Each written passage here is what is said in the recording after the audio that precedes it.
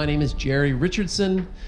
I'm a grad student at Cornell University, and I'm looking forward to hearing your thoughts about an ongoing project that I've been working on with David Pizarro. So this project is about how vividly imagining others' experiences influences moral judgment of their actions. What do I mean by that? So at the highest level of abstraction, these studies are about how people think about others. Humans are social animals that spend considerable time thinking about other people and their networks. Differences in the effort expended, or the techniques used to represent the experiences of others may have meaningful consequences for judgments of others' moral character and behavior. We suspected that vividly imagining other people's experiences as if they were happening to oneself, making the effort to understand the specific circumstances that give rise to another person's behavior would temper negative judgments of the moral character and behavior of other people. So an extreme example of this might be how actors think of a role they're playing when the character's a bad guy. Javier Bardem, for example, who played Anton Chigurh in No Country for Old Men, which was deemed the most realistic portrayal of a psychopath in film by the Journal of Forensic Science. I agree. Yeah, it was very realistic. He claimed that we, the actors, are lawyers of our character. We have to defend them no matter what. As an actor, you can't judge. And this was in response to a question about whether he approached a character like this by thinking about both the good and the bad in him. Similarly, Meryl Streep and Joaquin Phoenix have both described the empathy necessary to play what could be reasonably judged as sort of horrible human beings.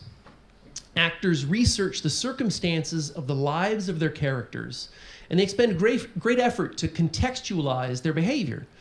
In fact, the Western method of acting is based on Stanislavski's magic if.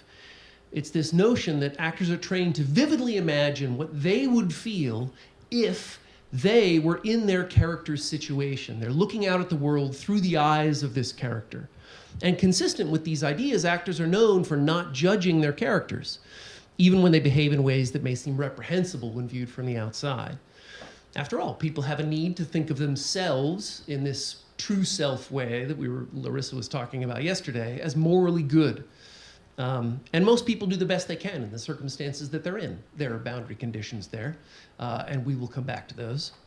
So what we think that actors are doing here is just a more extreme and intentional version of what we all might be capable of doing, or maybe that we're already are doing. So to make this idea more concrete, we suspected that walking a mile in someone else's shoes, so to speak, seeing, hearing, and feeling what they see, hear, and feel, might lead to an understanding of why they behave as they do, right? Much like an actor playing a role, which could reduce negative judgments of their moral character and behavior in morally ambiguous cases. To be clear, we're not expecting people to think that psychopaths are good or that unambiguously bad behavior is justified. But we do expect to find this effect in ambiguous cases, which, after all, might be more representative of the ambiguity of real-life situations.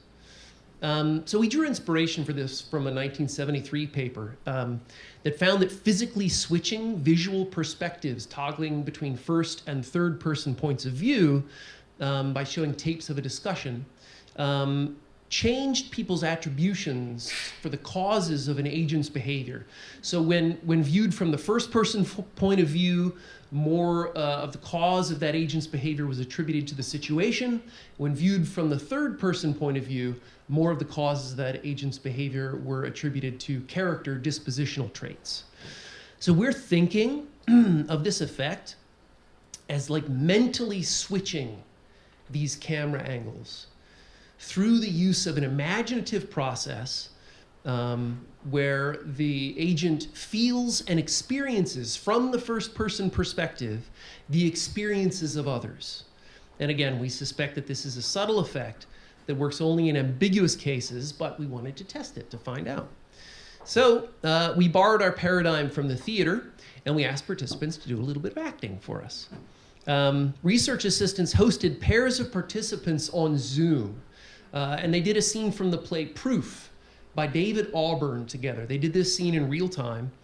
And this play follows the death of this. I'll tell you a little bit about the plot of the play, the characters, and then the scene and what they did. So the play follows the death of Catherine's father, Robert. Robert was a famous mathematician who struggled with a mental illness toward the end of his life, but he may have also discovered a proof that changes our understanding of prime numbers. So Catherine is traumatized by the death of her father, and she is worried that she may suffer from the same kind of mental instability. Meanwhile, Hal, a star grad student who is working with Robert, suspects that this paradigm-shifting proof is in Robert's notebooks, which is at their house. And he wants to find this for the sake of the field. Of course, it would also help his academic career if he found this proof. So in the scene, Catherine catches Hal stealing the notebook. And the act and Hal's moral character are ambiguous because we don't know his motivation. It could be selfish, it could be beneficent. We just don't know. So participants were randomly assigned to play either Hal or Catherine in this scene.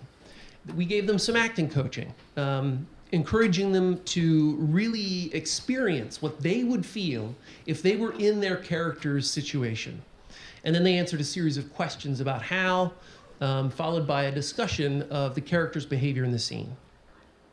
So we asked participants to what extent is Hal a bad person, to rate his moral character, to what extent was stealing the notebook wrong, about Catherine's moral character, that was kind of a check, how much they like Hal, how much they would trust Hal, how likely Hal is to commit a minor moral infraction in the future, how likely he is to perform a small act of charity, how likely he would be to return a lost wallet with the money still inside, to what extent his actions were okay because they served a greater good, and then a manipulation check question about to what extent they felt what they think their character was feeling in the scene. And here's what we found. So the Y, I don't know which one to point to. More people on this side of the room. So the y-axis is combined ratings of Hal's moral character and behavior. This is collapsing all of the DVs together on a 7-point scale. Higher meaning more positive evaluations of Hal, lower meaning worse. And the red bar there is clearly a higher mean, 3.8, than the blue bar. The red bar is the mean for people who were randomly assigned to play Hal, and the blue bar is for those randomly assigned to play Catherine. We can also look at each item individually. So again, higher on the y-axis means more positive evaluations of Hal. And the red dots are those who played Hal. The blue dots are for those who played Catherine. The collapse effect was clearly significant, but we can see here that it was driven by those 3 DVs on the right. Right? To what extent was Hal's okay? Was Hal's behavior okay because it served a greater good? To what extent do they like Hal, and how much would they trust Hal? So this gave us some confidence that we did find something here. And I would love to share, we're going to see if the audio works, a 60-second clip of what this effect actually looks like in the discussion after people fill out this survey. And I thought I don't think he fully understood that he was emotionally invested in the math, and Catherine was emotionally invested in all the things she'd been doing for her father. Yes, I would also say Hal had that, like, it's just such a 28-year-old male thing to think that you know absolutely everything. And there was definitely, like, especially the attempting to tell her to go jogging, although good psychology advice, it's like, it just felt he was very condescending the entire time. I felt. You know, I didn't read it that way because in my head, it sort of read very much like Hal was a little aspy engineering, and like he was doing his best to, he was practicing his best to learn social skills and what he thought he should be doing. Just for the sake of clarity, that discussion happens after they fill out the survey. So one concern that could arise after seeing that is that maybe the person playing Catherine feels wronged by Hal, and so she's offended. So it's not that people who are playing Hal evaluate Hal more positively, rather that people playing Catherine evaluate him more harshly because they feel wronged by the theft of the notebook. So we designed a simpler online study, including a control condition to determine the direction of this difference, and to see if we could replicate the effect with a more simple manipulation. So in the next study, we did the exact same thing, but participants read the scene by themselves in an online prolific study. They don't have a scene partner that they're interacting with. And we only asked participants to read their assigned characters' lines out loud, as if they were preparing to play that role in a theatrical production. And then they read the other characters' lines silently.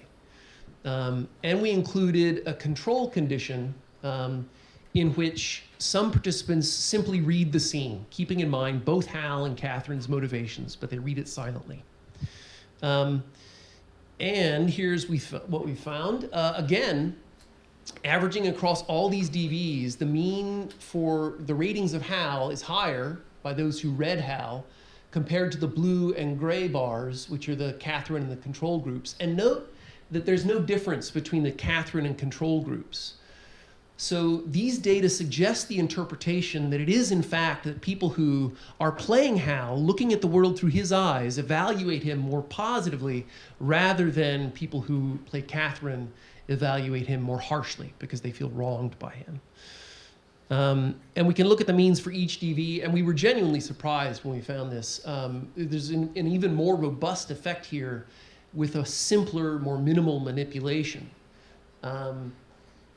We added one DV, to what extent did you think that Catherine's behavior was selfish in the scene? And that came out in the same predicted direction. So 9 of these 10 DVs were significant. And when I looked at this and compare it to the study 1 individual item results, I thought this is kind of an example of the, what statistical power will do for you.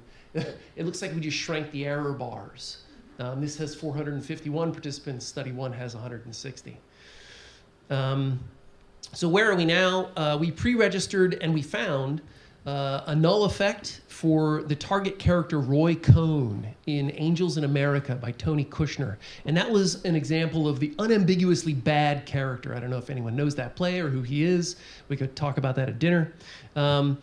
We also attempted to find the same effect in 2 other scenes from 2 different plays to make sure that this generalizes to plays scenes other than this scene from Proof by David Auburn. And we attempted to replicate the effect in an ambiguous social media post from the Am I the Asshole subreddit, which we kind of saw as a source of modern day moral dilemmas. And we'd love to hear your thoughts about why we failed to replicate this effect for numbers 2 and 3 here. If you have thoughts about that, if we have time to hear them, we can talk about that at dinner too. But before we do that, I want to thank my intrepid RAs who hosted a lot of these scene readings on Zoom. They're very patient undergraduates, and I'm grateful for them. And yeah, if you have any questions, thoughts, or feedback, I would love to hear it.